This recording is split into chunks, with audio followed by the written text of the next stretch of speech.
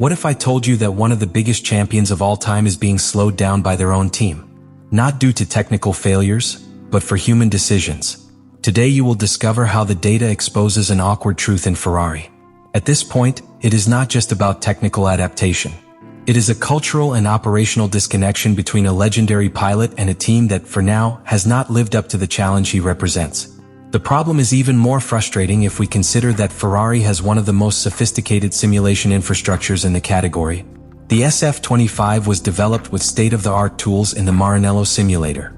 But everything indicates that these simulations were not calibrated thinking of Hamilton. The correlation between the simulator and the real world, at least in its case, seems broken. This disconnection translates into details that complicate everything. Motor maps that deliver power in inappropriate points, suspension adjustments that do not absorb pianos, brakes that do not heat up to the rhythm that expects. All these elements add tense that, in the context of a competitive ultra grille, become unwavering barriers. And it is not an attitude issue. Hamilton has done what few expected. He has begun to adjust his style. We saw it in the Australian GP classification, where it tried to emulate the Leclerc technique when the accelerator released before and extend the passage through curve. It was a remarkable change in his approach, an evolution that he recognized as painful but necessary. However, why should a pilot of his caliber reinvent himself completely to fit into a car he could, and should he adapt to him? This is the question that still does not answer within the paddock. Because the problem is no longer just the mismatch between pilot and car. The real conflict is the lack of technical and strategic response to solve it. Hamilton does not need to be molded. What he needs is a car that listens to his language.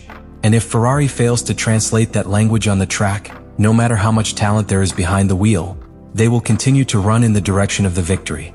Hamilton himself has repeatedly expressed it in repeated statements. He has literally said that every time he goes on the track he pulls the dice with the brakes. One day they work, another day. But the most disturbing thing is that this randomness is not linked to external variables such as climate or circuit type.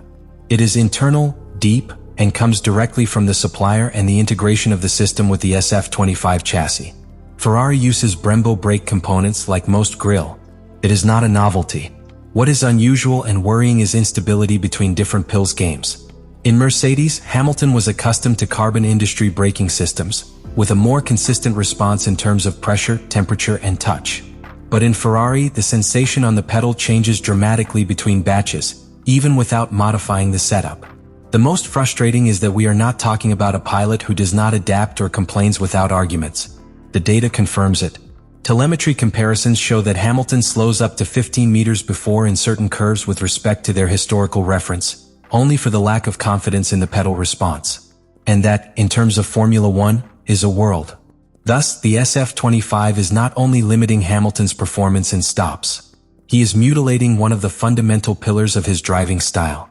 He is taking away one of the few areas where he could still make differences to his direct rivals.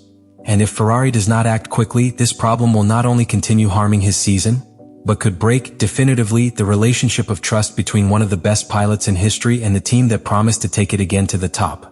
In addition, we cannot ignore the political component. Leclerc is a historical protected from Ferrari. It has been molded at the Ferrari Driver Academy, promoted by the president of the Fiat Group itself, and now represents the continuity project in a team that, by tradition, favors internal fidelity over external talents. In this context, Hamilton is not a future symbol for Ferrari.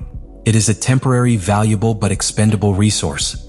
And that perception can condition everything from technical decisions to the dynamics of power within the team. The most worrying thing is that this imbalance not only affects Hamilton, it affects the global performance of the team.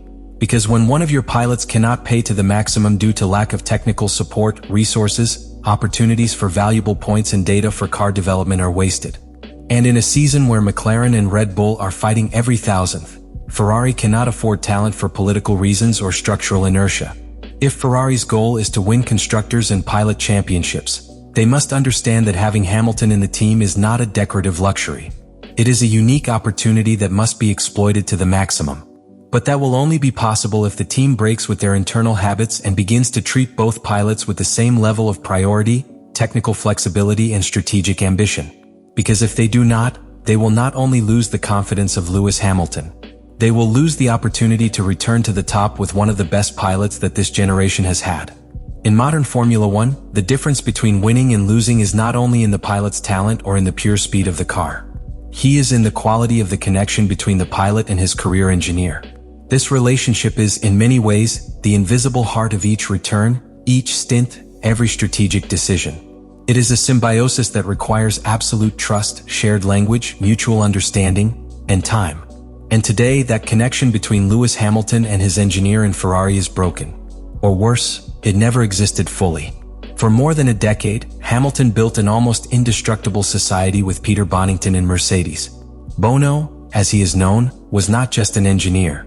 It was a mental extension of Lewis. He knew how to anticipate his needs, read his style, manage his emotions in the race, and, above all, translate his sensations into technical decisions that transformed the car return after return. That alliance was responsible, in large part, for the 7 world titles that Hamilton holds. And now, in Ferrari, that type of link simply does not exist. The engineer assigned to Hamilton in Maranello, whose name has been carefully protected by the team in public statements, has not achieved, so far, to generate that effective communication channel that allows the car to be optimized based on the pilot's style and feedback. Radio communications in career are cold, mechanical, and sometimes contradictory. In key moments, as in classification or under changing track conditions, orders that more than help have been heard. For example, during the Miami sprint, Hamilton asked twice about the optimal motor mode for the last fast return attempt. His engineer not only took to respond, but did it with a vague instruction that forced Hamilton to decide by instinct. Result: time was not competitive. Not due to lack of talent, but for lack of operational clarity.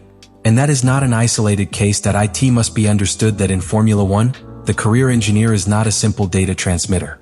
It is the one who interprets the subjective inputs, the sensations of traction, the balance in curve, the temperature of the brakes, and translates them into objective decisions of setup, of energy management, of aerodynamic behavior. If that feedback channel is broken or badly calibrated, the pilot becomes a hostage of a car that does not understand, which does not feel like its own. The most alarming thing is that Hamilton has tried to adapt. He has reduced the number of configuration changes between sessions, has simplified his orders, has even modified his driving style, all with the aim of facilitating the task of his engineer. But if on the other side there is no technical capacity to correctly interpret that information, all the effort falls into a broken bag. No matter how well Lewis drives, if the car continues to respond erratically. Worse, this disconnection not only has technical consequences, it also has a psychological impact. When a pilot does not trust the answers he receives on the radio, his ability to make decisions on track is compromised. Doubt, calculate more, stop before, risk less. And in a category where margins are so small, that uncertainty is lethal. It is not about blaming the engineer individually. Responsibility also falls on the Ferrari structure. It is the team who must ensure that each pilot has a staff at the height of their needs. And when a champion like Hamilton is signed, this technical support is expected to live up to the challenge. If not, then the error is not from the pilot, it is from the project. Ferrari has one of the most experienced, consistent, and analytical pilots in the history of F1. But they are wasting it for not having built, from the first day, a functional, reactive, and solid working relationship with their career engineer.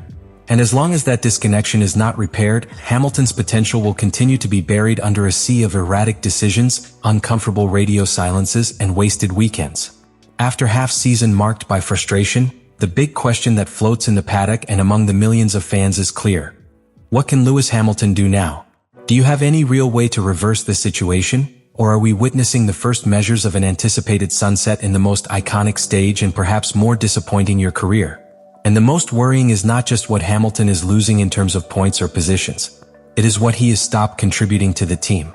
Because a pilot with his career intelligence, his technical sensitivity, and his strategic mentality is not just a fast laps executor. It is a development accelerator, an innovation catalyst. And while Ferrari operates it, one of the greatest resources he has in his hands is being lost. But Hamilton is not someone who gives up.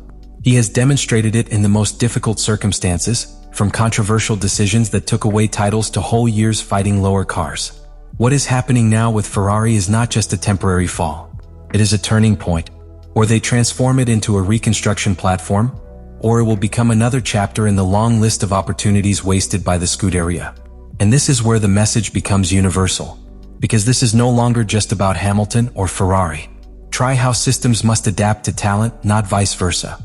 how the structures that do not evolve are stagnant, and how, even in a hyper-technological sport such as Formula One, human decisions that are taken in the wall, in the paddock, in the engineer's room remain more important than any number on a data sheet. The big question in the air is this: will they have the courage to do it?